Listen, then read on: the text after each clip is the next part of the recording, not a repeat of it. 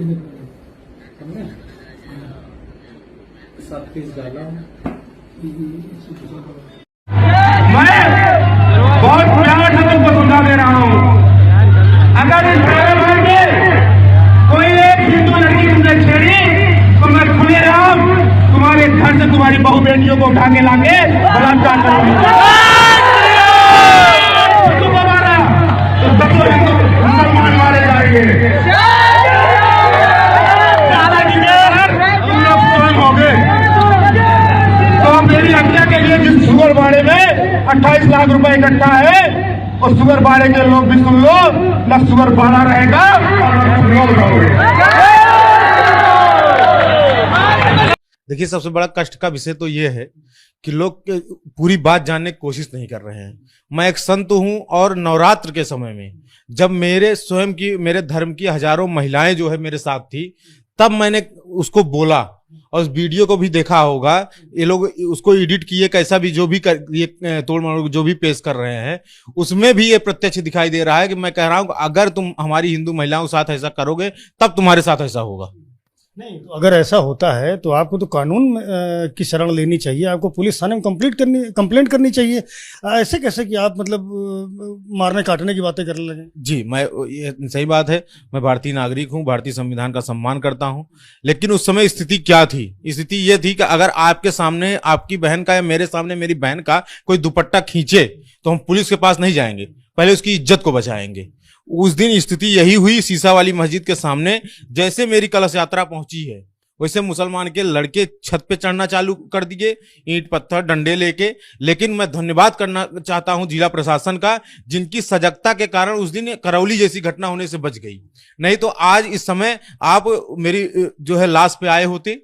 हो सकता कि कुछ चैनल जो आज चला रहे हैं, जैसे चैनल लोग उनका काम ही है, वो तो देश को बदनाम करना उनका काम ही है, वो फिर कुछ शांति पड़े होते, उनके पास न्यूज ही नहीं होती। लेकिन न्यूज आज उनके पास इसलिए हो गई है क्योंकि एक महंत का छोटा सा वीडियो तोड़ मरोड़ के पेश किया जा रहा है और उससे कहीं ना कहीं किसी ना किसी को टारगेट किया जा रहा है। वीडियो मैंने भी देखा है, उसमें आप कह रहे हैं कि मेरी हत्या के लिए 28 लाख रुपए इकट्ठा किए गए हैं, मेरा मर्डर करवाना चाहते हैं। किसने ये पैसा इकट्ठा किया और आपका मर्डर क्यों होना चाहता है? जी देखिए, 3 साल से वहां अच्छी तरह जानते हैं, खैराबाद सब जानते हैं, आप लोग के आपके लोकल रिपोर्टर भी हैं। मेरे ऊपर 9 हमले हो चुके हैं और आपको जान के आश्चर्य होगा 9 हमले कब हुए?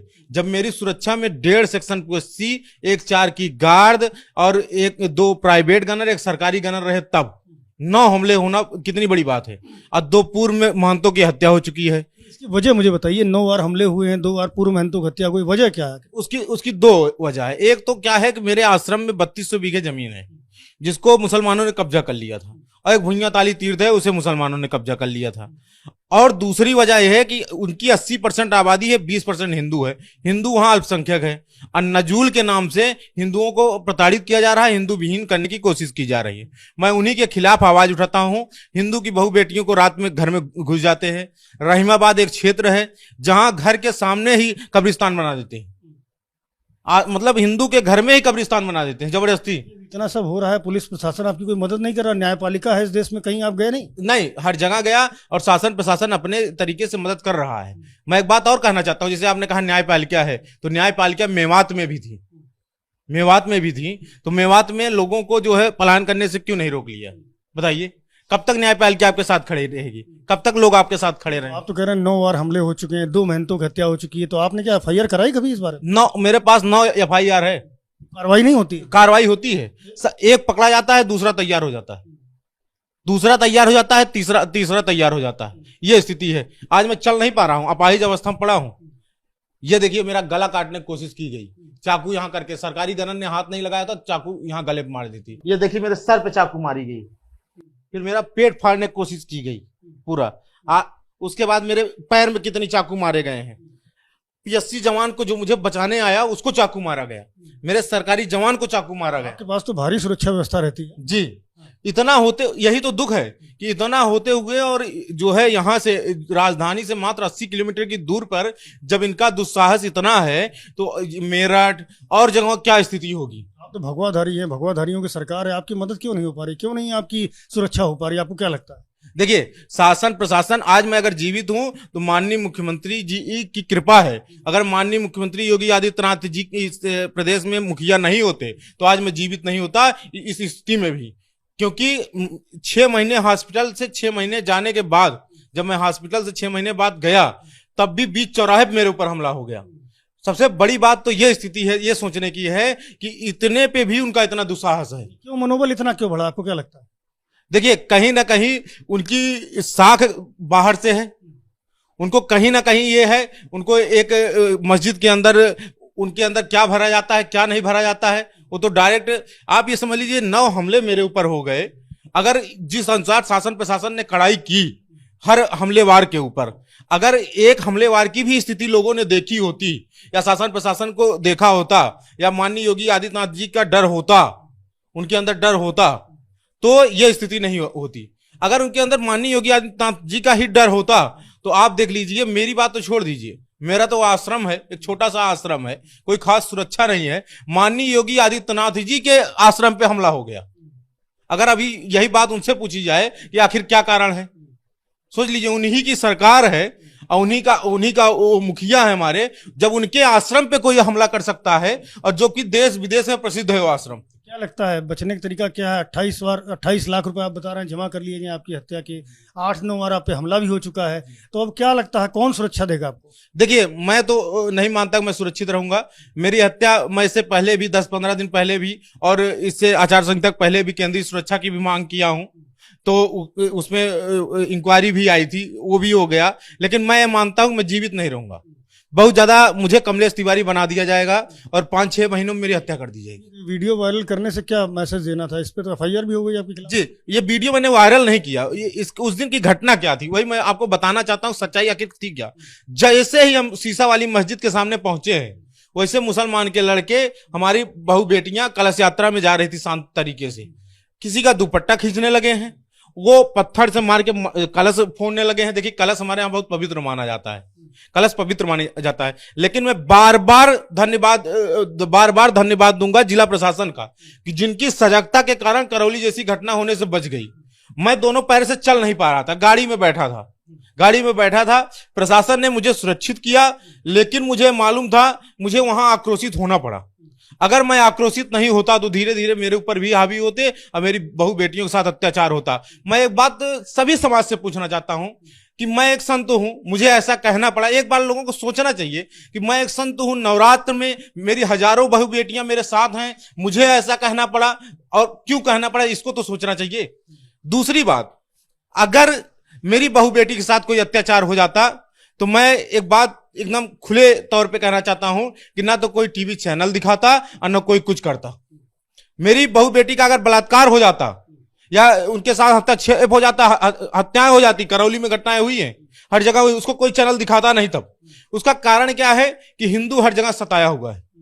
हिंदू को कुछ हो जाए तो कोई मतलब नहीं है, अगर मुस्लिम थोड़ा सा भी मुसलमान का हो जाए। आपने उस वीडियो में भले इन लोगों ने तोड़ मरोड़ के पेश किया है, मैं एक बार फिर से कहना चाहता हूं, पूरा वीडियो उसको सर्च किया जाए, अब पूरा वीडियो चलाया जाए तो समाज के लोग ही उन्हें थू थू करने लगेंगे, जो मेरे विरुद्ध में हिंदू धर्म को बदनाम करने की साजिश कर रहे हैं। दूसरी चीज कि जो लोग उस वीडियो को भी तोड़ मरोड़ के पेश कर रहे हैं, उसमें भी ये दिख रहा है कि मैं कह रहा हूं कि मेरी हिंदू बहु बेटियों को छेड़ोगे तो तुम्हारे साथ भी ऐसा होगा। मैंने ये नहीं कहा कि ऐसा तुम्हारे साथ मैं करने आ रहा हूं या करवाने जा रहा हूं, ऐसा नहीं बोला। अगर मैं ऐसा बोलता तो मैं गलत था। ये बताइए, FIR होने के बाद पुलिस ने आपसे संपर्क साधा कोई? जी, सबने साधा हमसे, और मैं कोई भगौड़ा नहीं हूं, मैं एक आश्रम का संत हूं, मैं कोई भगौड़ा नहीं हूं। मेरे पास मैं भाग भी कहां सकता हूं, अपाहिज अवस्था में वैसे भी पड़ा हूं, और सरकारी सुरक्षा कहां भागूंगा मैं। हाँ, जहां भी है मैं संविधान को मानता हूं। अगर मैं दोषी हूं, जैसे राष्ट्रीय महिला आयोग की बहनों ने मेरे खिलाफ जो है संज्ञान लिया है, तो मैं उनसे एक बार उनके चरणों में निवेदन करके ये माफी मांगते हुए कहना चाहता हूं कि एक बार पूरे प्रकरण का मतलब जानकारी कर लीजिए। और जिस रास्ते से यात्रा निकल रही थी उसकी अनुमति थी आपके पास यात्रा निकल? जी जी। व्यापक सुरक्षा के इंतजाम नहीं किए गए थे क्या? व्यापक सुरक्षा के इंतजाम थे, लेकिन जहां 80% होंगे वहां क्या व्यापक सुरक्षा? एक बात बताइए, गोरखनाथ से ज्यादा हमारे यहाँ सुरक्षा रहेगी? व्यापक सुरक्षा की बात ही छोड़ दीजिए, गोरखनाथ से ज्यादा हमारे यहाँ सुरक्षा रहेगी? आप बताइए।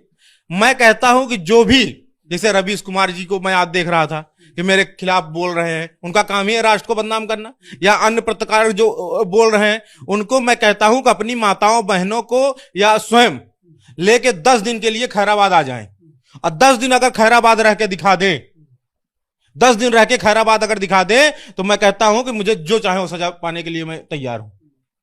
अब क्या योगी आदित्यनाथ वगैरह से मुलाकात करने का कुछ सोचा आपने? अपनी बात बताने का, अपनी पीड़ा जो आप हमें बता रहे हो वहां बताई किसी को? जी, मैं कोशिश किया हूं कि महाराज जी तक मेरी बात पहुंचे, और मैं आपके चैनल के माध्यम से भी महाराज जी के चरणों में निवेदन करूंगा कि महाराज जी, मैं तो दूसरा कमलेश तिवारी बच जाऊंगा, लेकिन इस प्रदेश में आपकी सरकार में दूसरा सन्यासी न बन पाए, क्योंकि मैं तो अपाहिज अवस्था पड़ा हूं, और अपाहिज अवस्था में 9 हमले आपकी सरकार बने झेले। आप स्वयं देख, आपको बताने की जरूरत नहीं है, देखिए महाराज जी को बताने की जरूरत नहीं है, क्योंकि महाराज जी ने स्वयं देख लिया कि इतना साहस जब उनके जो है गोरखनाथ पे हमला हो सकता है, तो जहां 80% हिंदू 80% मुसलमान है, वहां मेरी स्थिति क्या होगी, और इस भी अपाहिज अवस्था में। सोचिए, मैं न चल पा रहा हूँ, वाकर चल रहा हूँ, लड़के दिन रात मैं तड़प रहा हूँ, ये स्थिति मेरी है। तो महाराज जी के चरणों में निवेदन करना चाहूंगा कि एक बार वहां पूर्ण रूपेण अच्छे से इंक्वायरी कर लें, और मुझे जो सजा देंगे मैं तो पाने के लिए तैयार ही हूं, सजा पा ही रहा हूं, धर्म बचाने की सजा ही पा रहा हूं। आप एक बार वहां घूम लीजिए, देख लीजिए। मैं महाराज जी से यही निवेदन करूंगा, मैं तो कमलेश तिवारी 5-6 महीने में बन जाऊंगा, लेकिन दूसरा कमलेश तिवारी, दूसरा महंत बजरंग मुनि न बनने पाए, बस यही आपके चरणों में निवेदन करूंगा। और एक बार महाराज जी से मैं मिलना चाहूंगा और अपनी पीड़ा को बताना चाहूंगा। तो बाबा बजरंग दास मुनि हैं जो बता रहे हैं कि किस तरह से उनकी लगातार 9 बार हत्या के प्रयास हुए हैं, उन पर हमले हुए हैं, 2 पूर्व महंतों की भी हत्या हो चुकी है, और मुख्यमंत्री योगी आदित्यनाथ से अपील कर रहे हैं कि एक बार मिल करके उनकी समस्या को न केवल सुने बल्कि उसका समाधान भी करें।